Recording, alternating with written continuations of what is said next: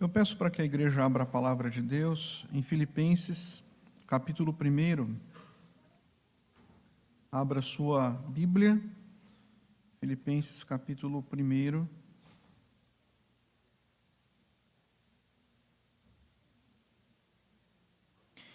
Irmãos, o apóstolo Paulo, ele plantou essa igreja, a igreja de Filipos, e seguiu a sua missão. 10 anos após a plantação dessa igreja, Paulo está onde? Em Roma, prisão domiciliar. Por 2 anos ficou preso numa casa alugada, está escrito lá em Atos capítulo 28. E dali ele escreveu essa carta. E ele começa a carta nos versos 1 e 2, saudando a igreja, e ele se apresenta como servo de Jesus.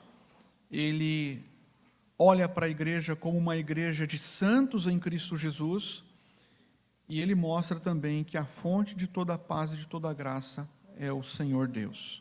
Isso está nos versos 1 e 2. Nos versículos 3 até o versículo 8, ele expressa suas ações de graças. E é muito bonito porque Paulo, ele não se esqueceu dessa igreja. E ele agradece porque essa igreja, a igreja de Filipos, cooperou com ele. Então ele fala: eu agradeço ao Senhor pela vossa cooperação no Evangelho, desde o primeiro dia até agora. Ele revela a gratidão a Deus para com a vida desses irmãos. Ele até diz: olha, vocês cooperaram tanto, e isso tudo é um sinal evidente de que aquele que começou a boa obra em vós há de completá-la.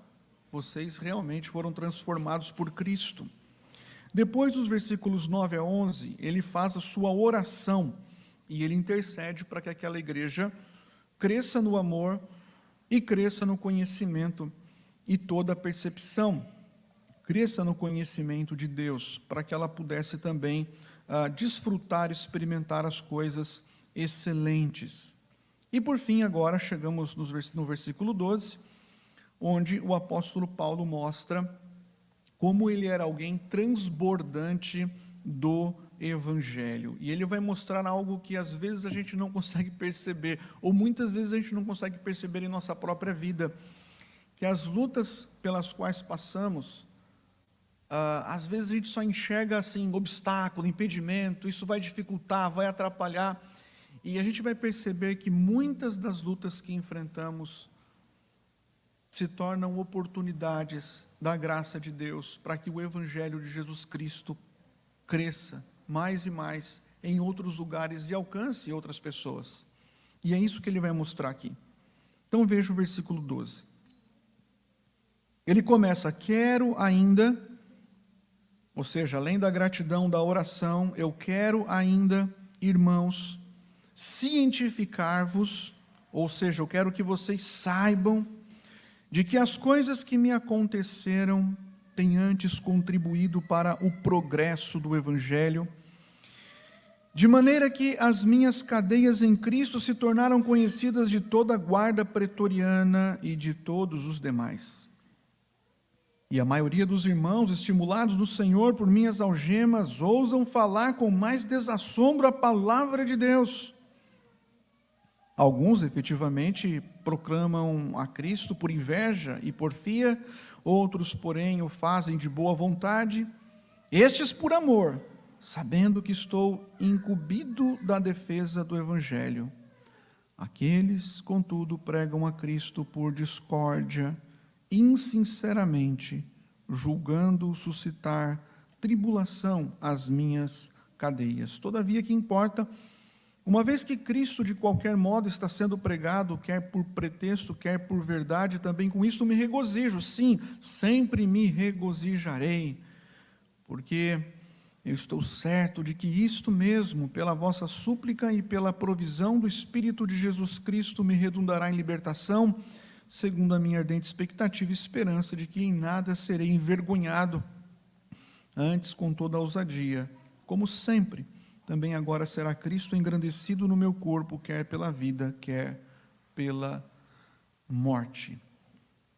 Será Cristo engrandecido no meu corpo, quer pela vida, quer pela morte.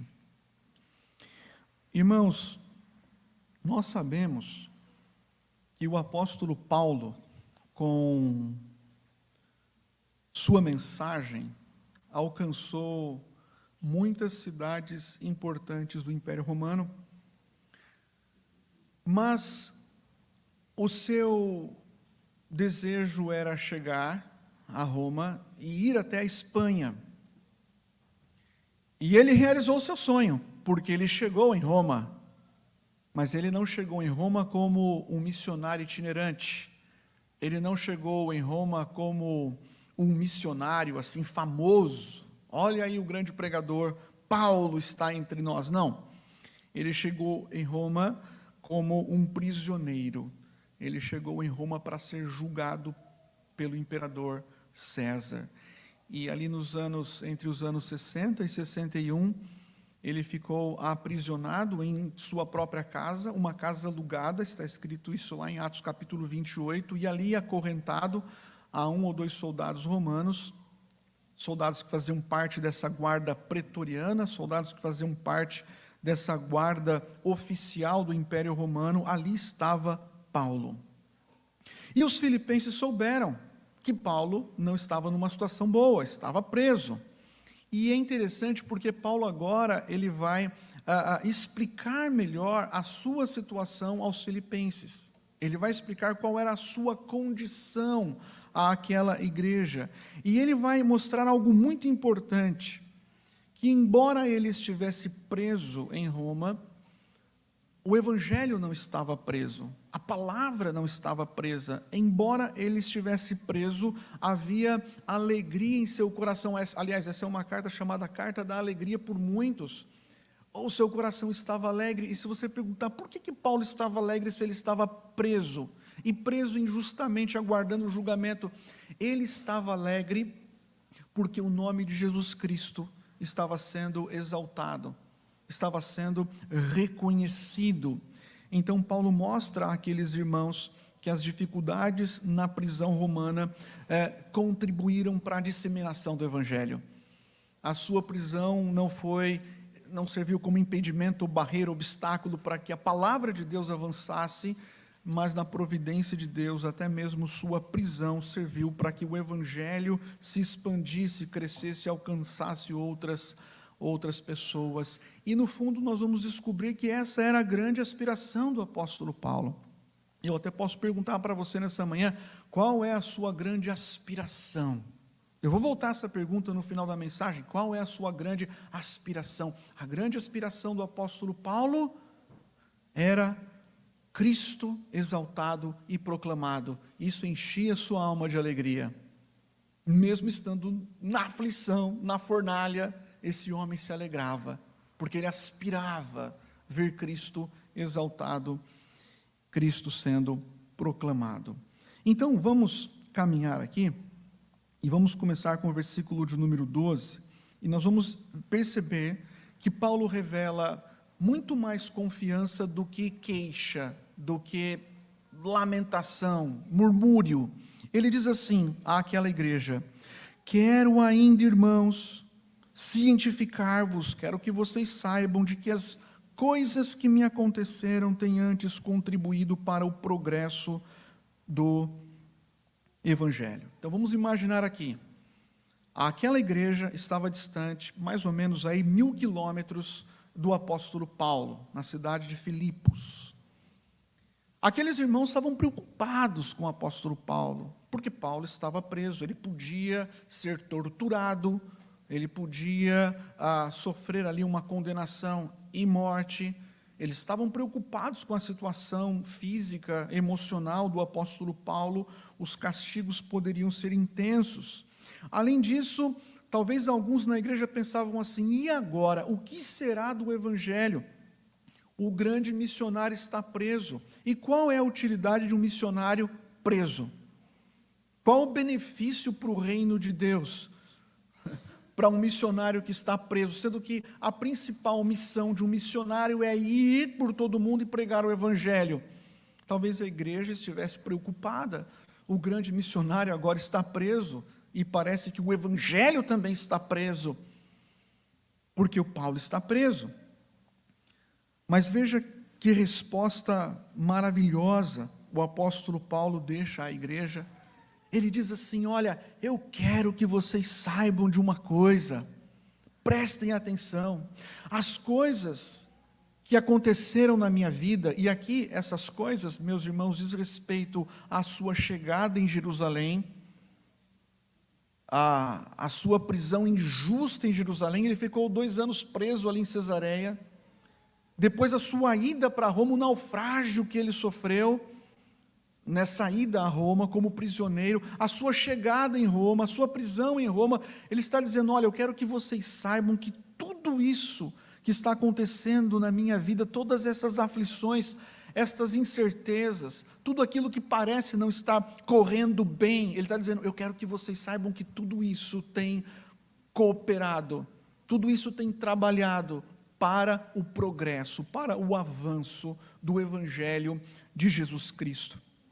Irmãos, a prisão aqui na vida do apóstolo Paulo, ela não se tornou assim um impedimento para a pregação, mas a prisão acabou se tornando o quê? Uma oportunidade da providência de Deus para que o evangelho fosse pregado dentro da prisão e o evangelho alcançasse os confins da terra por meio das cartas que ele escreveu.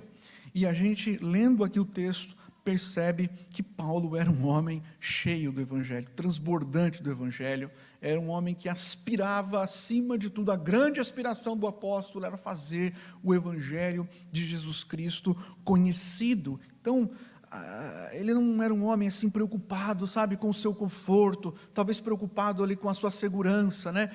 Ele não estava tomado com essas ansiedades, tanto que ele vai dizer na carta, lá no capítulo 4, não andeis ansiosos.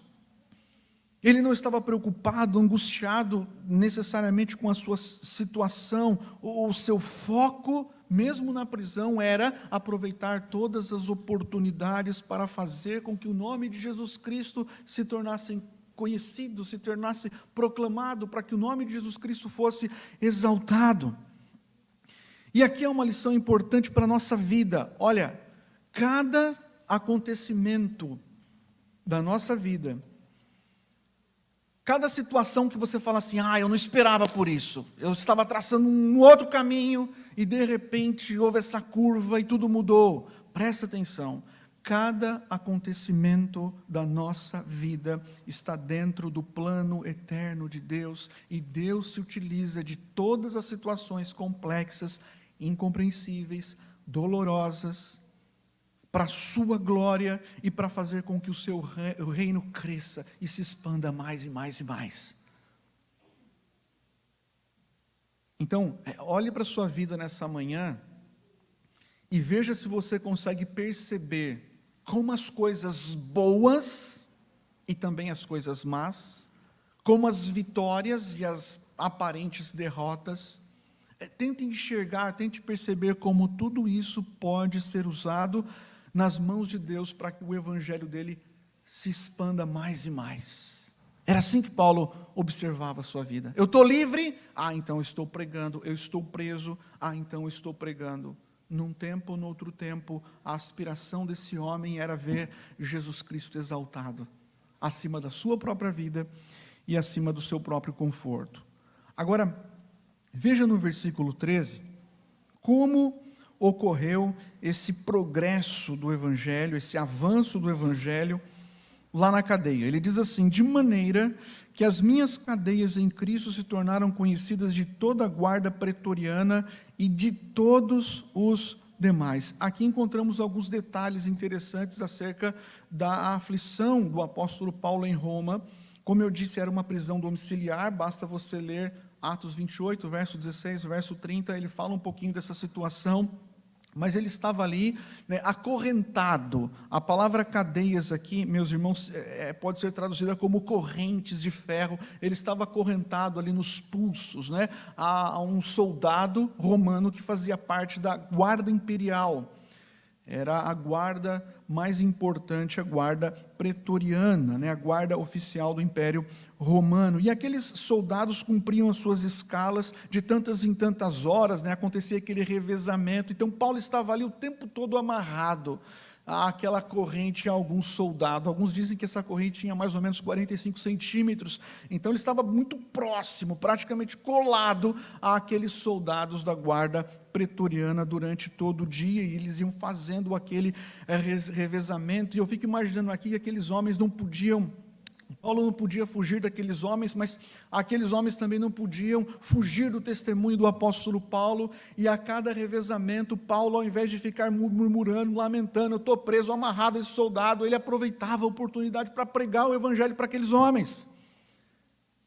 Em cada troca, Paulo falava, maravilha, Deus colocou mais um para ouvir o evangelho, e mais um para ouvir o evangelho, porque a aspiração do apóstolo Paulo, seu maior desejo, o que ele mais aspirava e desejava, era ver Cristo sendo engrandecido e proclamado. Embora a situação fosse desconfortável, ele consegue contemplar algo maior, Jesus sendo glorificado no tempo da angústia.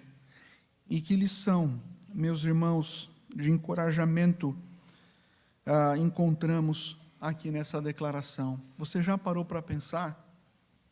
Olha bem para a sua vida. Você já parou para pensar que Deus, irmãos, Deus usa a nossa vida em todo o tempo. Inclusive, Deus usa a nossa vida no tempo da aflição. Deus usa a nossa vida no tempo da aflição para levar o seu plano adiante. E o seu plano é fazer Jesus Cristo conhecido em todo o mundo. Talvez você olhe para a sua vida e fale assim, pastor, eu estou entendendo, mas olha, está difícil, porque eu me sinto muito limitado, ou muito limitada, né? Eu olho para a minha vida e parece que eu estou assim, aprisionado. Talvez você pense assim, eu estou aprisionado na minha casa, né? No meu lar, com os meus filhos. Você não está aprisionado em Roma, mas está aprisionado a uma outra coisa. Ou eu me sinto aprisionado lá à mesa do escritório. Parece que eu estou sempre ali naquela mesa, né? Meio preso, meio amarrado, aprisionado a isso.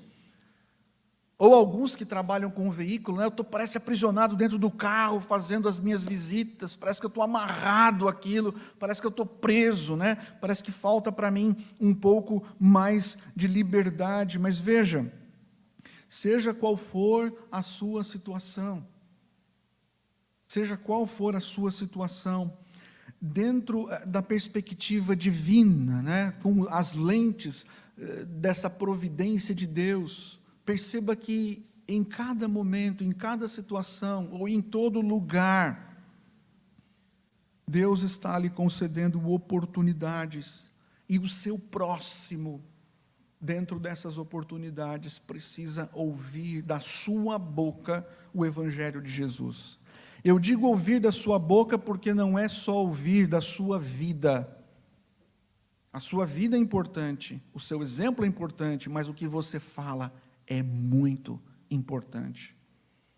Irmãos, nós não estamos, né, onde estamos por acaso, ou por azar. Fala, fui cair logo aqui, né, nessa situação.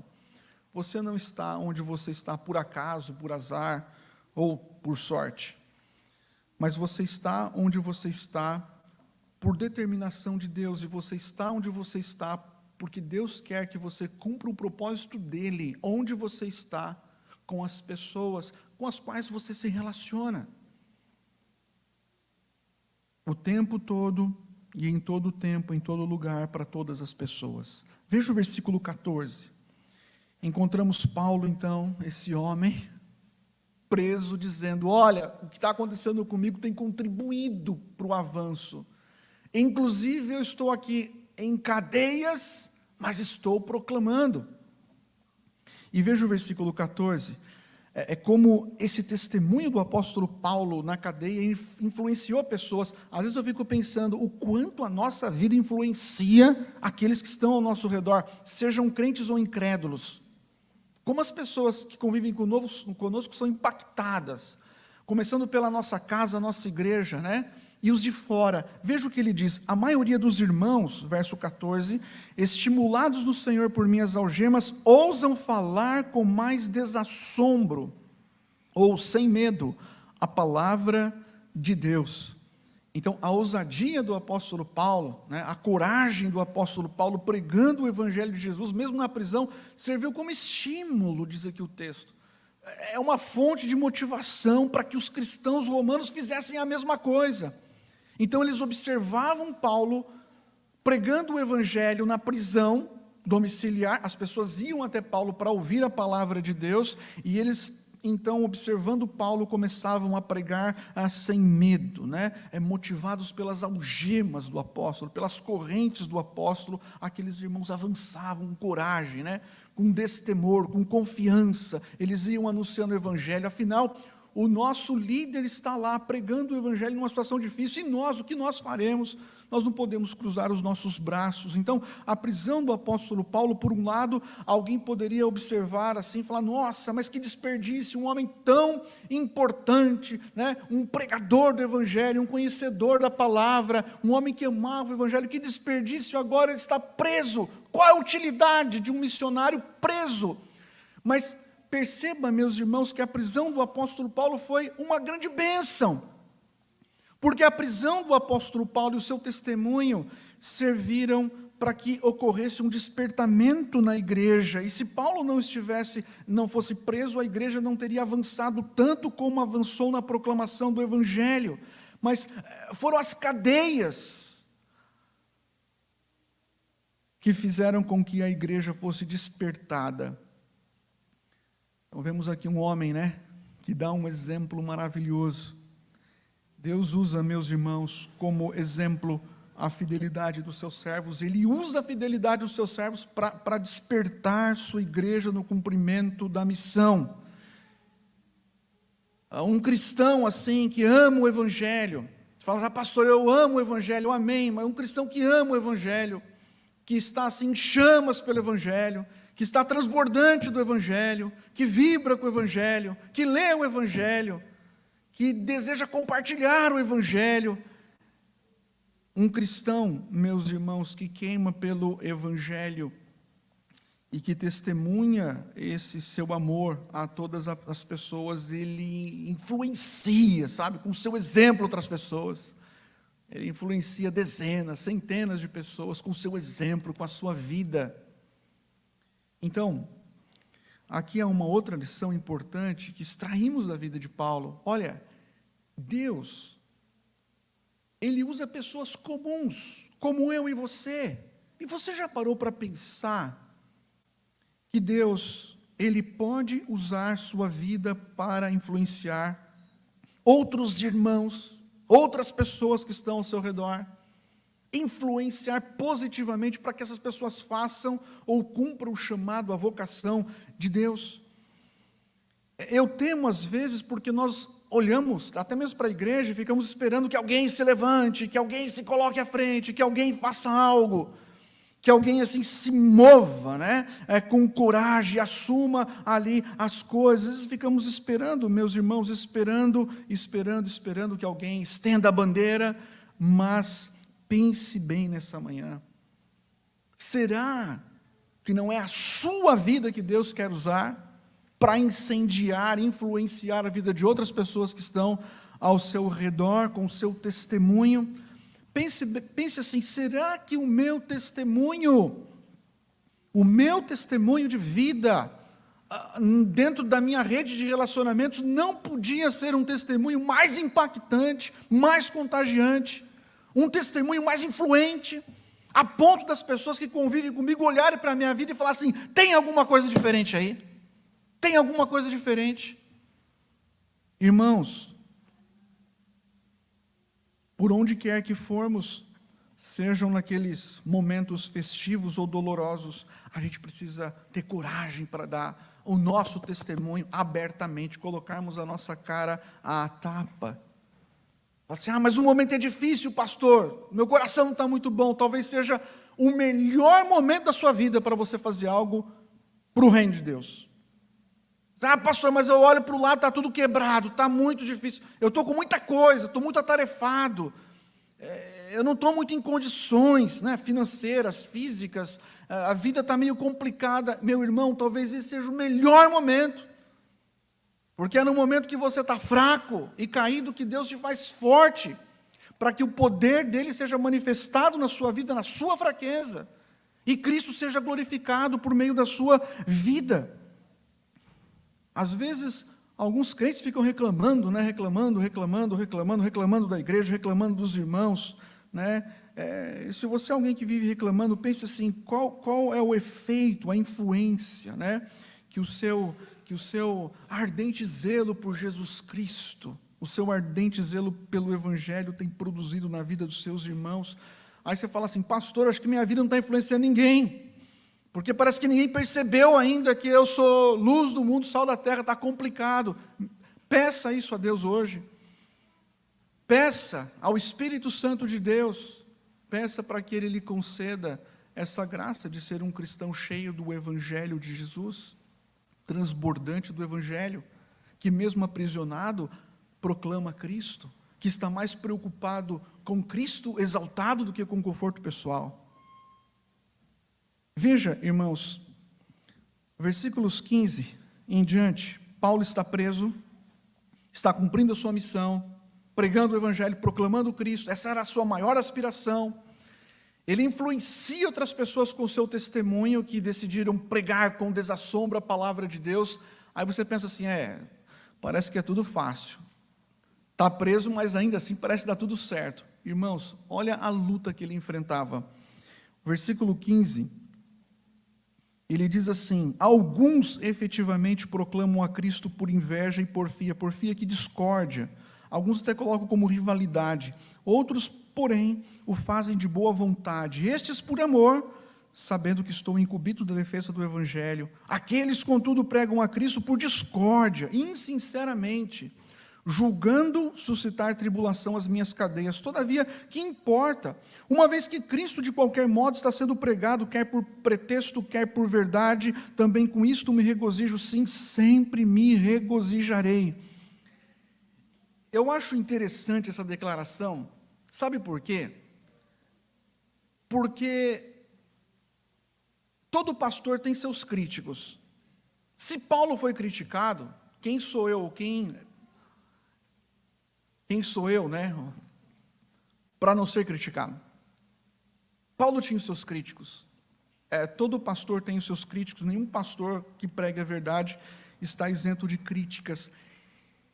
E lá em Roma, Paulo fala de um grupo de pregadores, possivelmente ministros das igrejas ali cristãs em Roma, que estavam com inveja do apóstolo Paulo.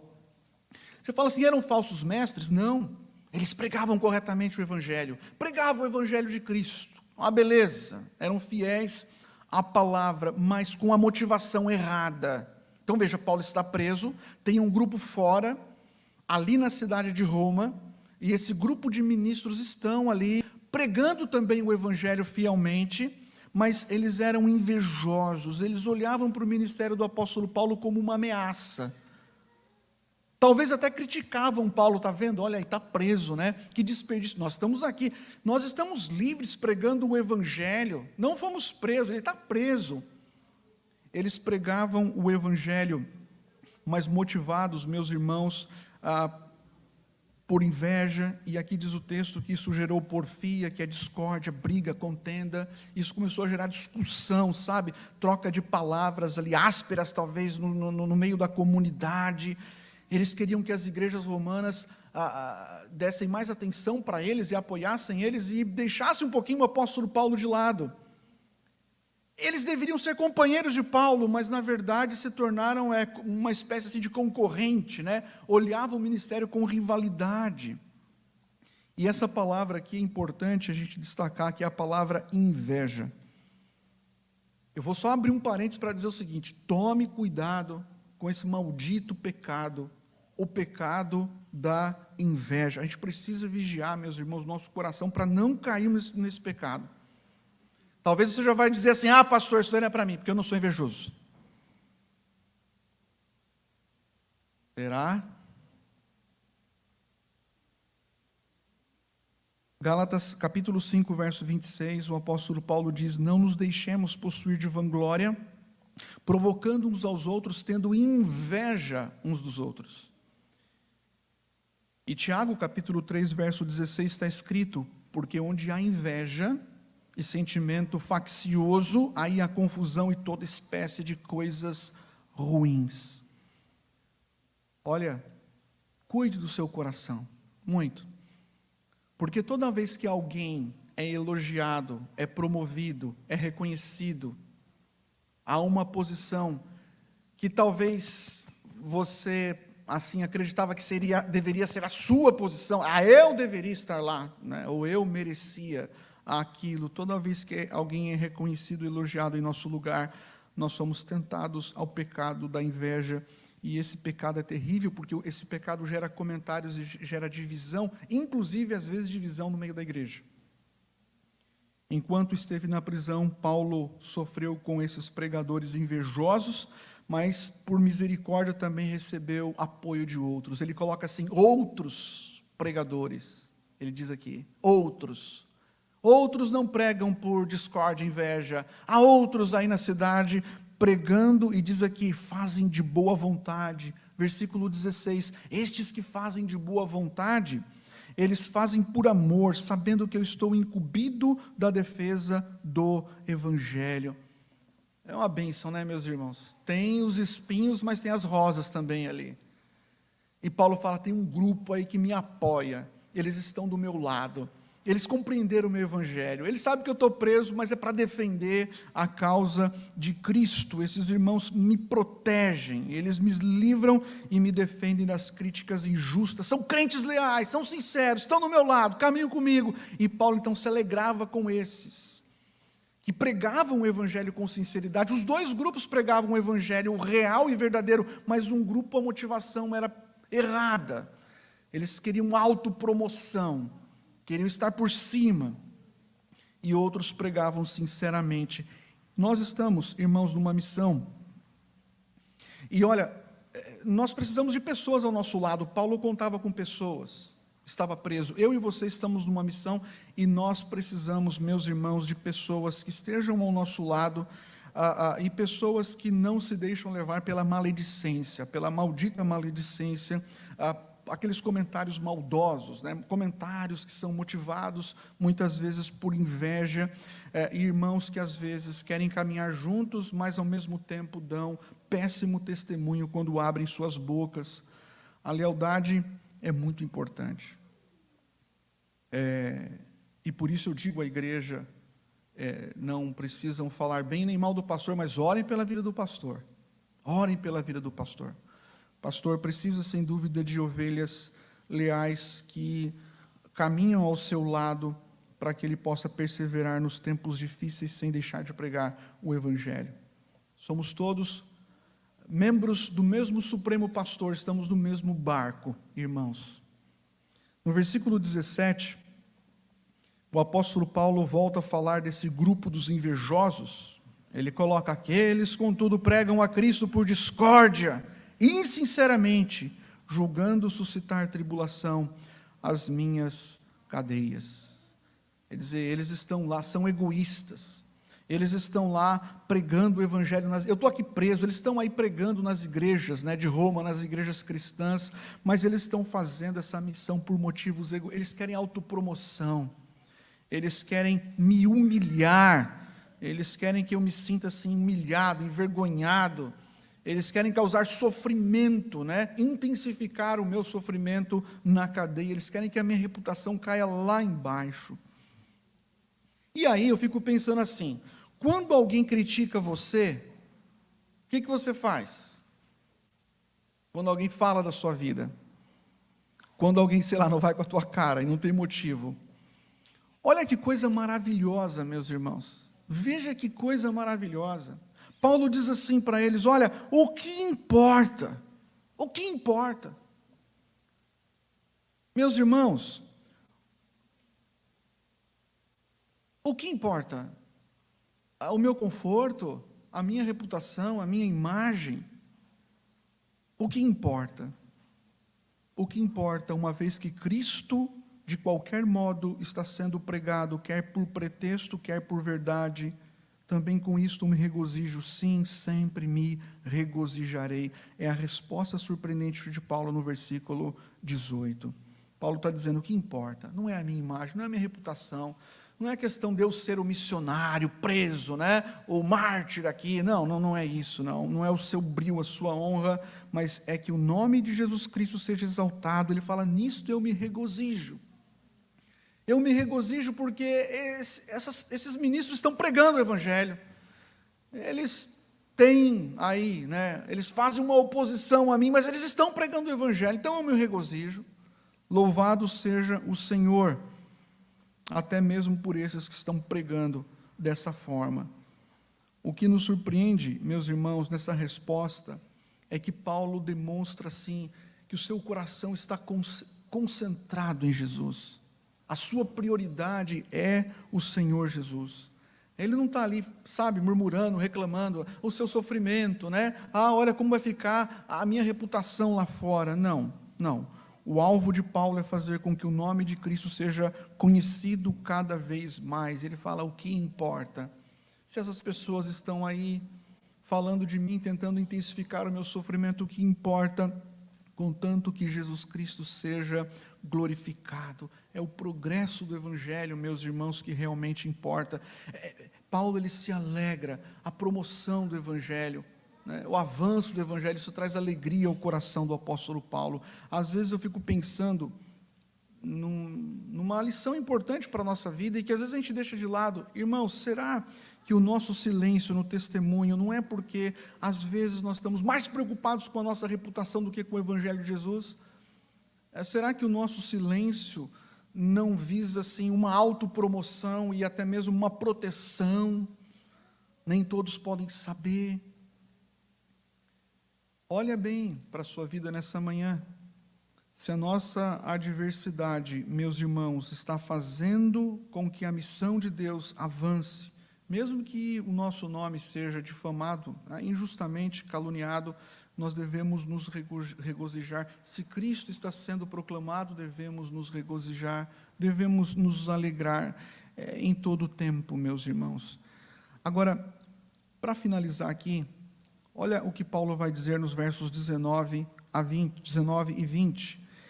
Eu chamo aqui da confiança de Paulo na soberania de Deus. E ele finaliza assim: porque eu estou certo de que isto mesmo, pela vossa súplica e pela provisão do Espírito de Jesus Cristo, me redundará em libertação, segundo a minha ardente expectativa e esperança de que em nada serei envergonhado, antes, com toda a ousadia, como sempre, também agora será Cristo engrandecido no meu corpo, quer pela vida, quer pela morte.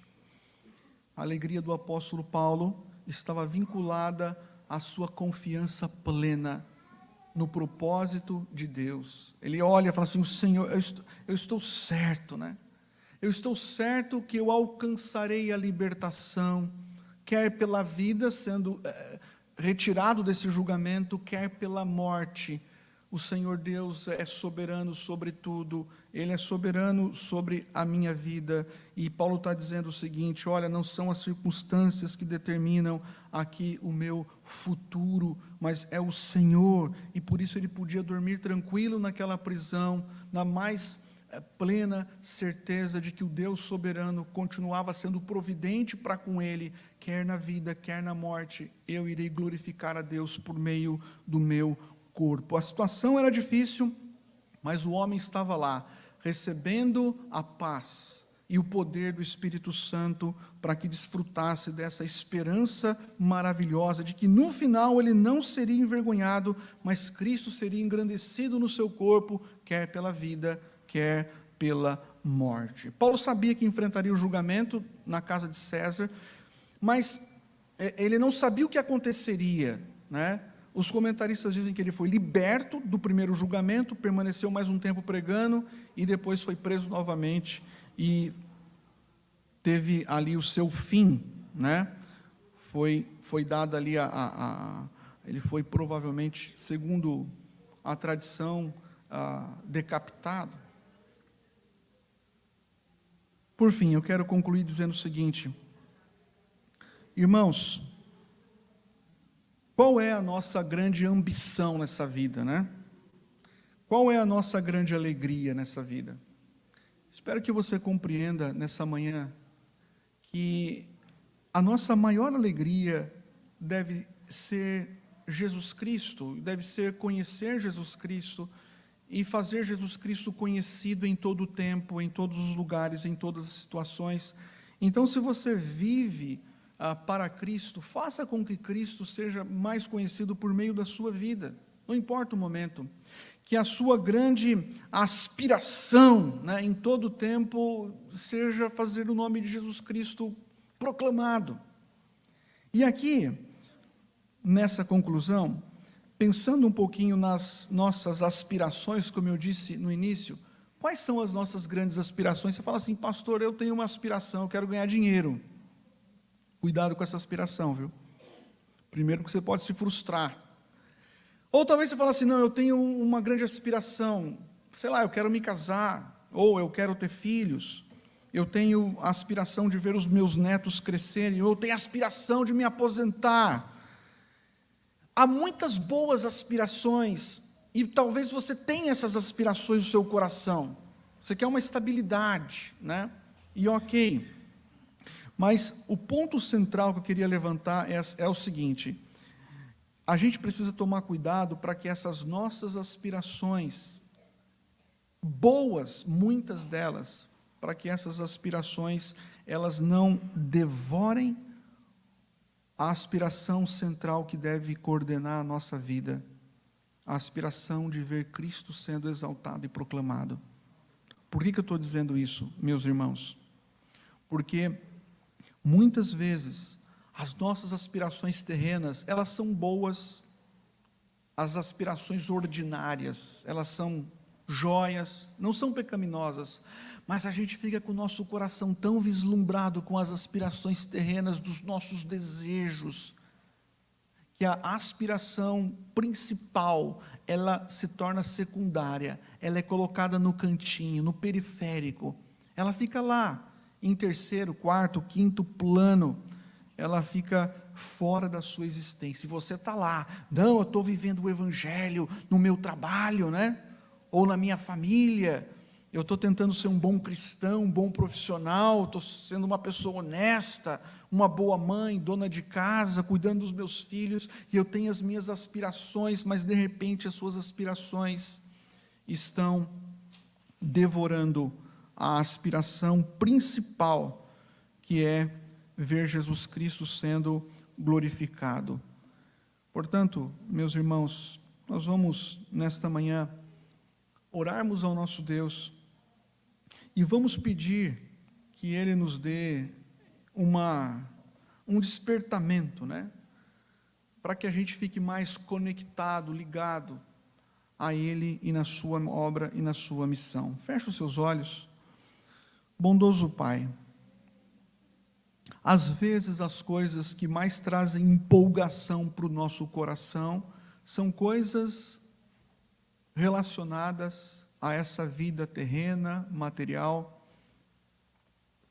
Não que seja errado nos empolgarmos com as conquistas materiais, Pai, mas às vezes as conquistas e as aspirações temporais, elas consomem o nosso tempo, elas consomem toda a nossa força, a nossa energia. Muitas vezes, Pai, o que nos deixa ligados e felizes são apenas coisas materiais, terrenas. Sabemos que muitas dessas aspirações são boas e são aprovadas por Ti, mas muitas vezes elas acabam tomando o lugar daquilo que é essencial. Ó Deus, nos livre de colocarmos peso demasiado nessas aspirações. Nos livre, Pai, não permita que essas aspirações, elas devorem a maior parte do nosso tempo, a maior da nossa paixão em ver o Teu reino crescer. Ó Deus, que o Evangelho seja central em nossa vida. Que a nossa aspiração em todo o tempo, em todo lugar, em toda circunstância, em todos os momentos, Pai, sejam nos mais felizes, sejam nos mais difíceis, que a nossa aspiração seja ver Jesus Cristo exaltado e proclamado. Abençoa, Pai, o Teu povo, a Tua igreja. É o que lhe pedimos em nome de Jesus. Amém. Nós receberemos a